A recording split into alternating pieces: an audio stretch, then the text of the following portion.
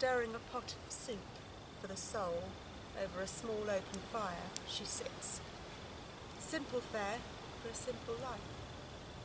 Foraged roots and greens with the added flavour and nutrients from rodents caught in traps, dispatched as humanely as possible, with reverence and thanks to Mother Earth, who brought them into being, then gifted of them for her nourishment and sustenance.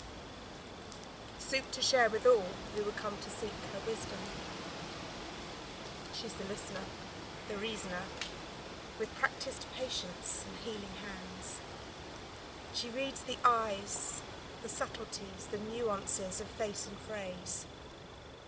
She scries in the soup and serves the broth to heal, warming the soul and easing the turmoil within. She softly smiles, and peace ensues. I am my mother's savage daughter, the one who runs barefoot cursing sharp stones. I am my mother's savage daughter, I will not cut my hair, I will not lower my voice. My mother's child is a savage. She looks for her omens in the colors of stones, in the faces of cats, in the fall of feathers, in the dancing of fire and the curve of old bones. Cup of tea. Yeah. So Joe, I wanted to kind of grab you, take some time, take a moment, share some time, and kind of explore your journey with your guide. That kind of how did that come about? Share. What? Well, the guide that I have, that was there when I journeyed and got that post, those words. She's my oldest guide. She's the one I've had with me for the longest. Yeah. And she first came to me when I was first invited to discover my spirit guide, when I was being trained in Reiki. Yeah. So that was my first introduction to finding a spirit guide and ostensibly to then utilise that spirit guide, work with the spirit guide to give Reiki. Although since then I have numerous varied, and she's not always apparent. It all depends on who I'm with and what is needed, and that's beautiful, and so on and so forth. But she's always stayed with me in the background, and she's a very quiet soul. She doesn't say anything. So that's information, and the fact that she's quiet in the background is almost an expression of her nature and her personality. Yeah. So that thing that we share, all information is information. Yeah, definitely. It's a clue, isn't it? Oh, definitely. It's like a breadcrumb.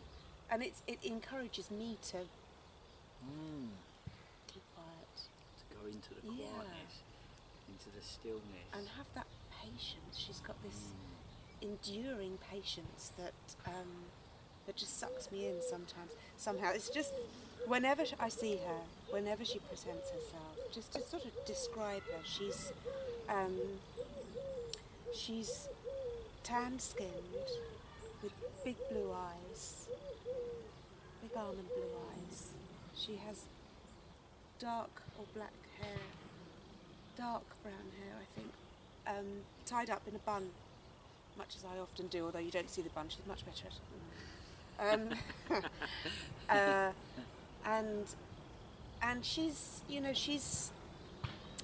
my build, maybe a little bit bigger, but that's sort of immaterial how big she is. But she sits with the fire and the pot over the fire, and it's always there, that pot. She's always there. She's always in front of the fire. Behind her is her dwelling, and that could be a temporary shelter built of branches, or it could be some kind of hovel. It could even be a gypsy caravan. It's not clear. It's ethereal. Again, it's not what matters. But the information it gives is that it's a temporary. She isn't temporary, but her positioning is. So she goes where she's needed, and where she goes, wherever she lays her hat, she settles herself. She builds her fire. she brews her broth, and people can find her and come to her for healing. And I never hear her voice. Inevitably she must have one, but to me she comes as an essence, as a statement of calm, as a reminder to me of why I'm here, and that is, it is to heal, it is to be the giver, to serve the soup, if you like. You know? Mother's savage daughter, the one who runs barefoot, cursing sharp stones. I am my mother's savage daughter. I will not cut my hair. I will not lower my voice. My mother's child is a savage. She looks for her omens in the colors of stones, in the faces of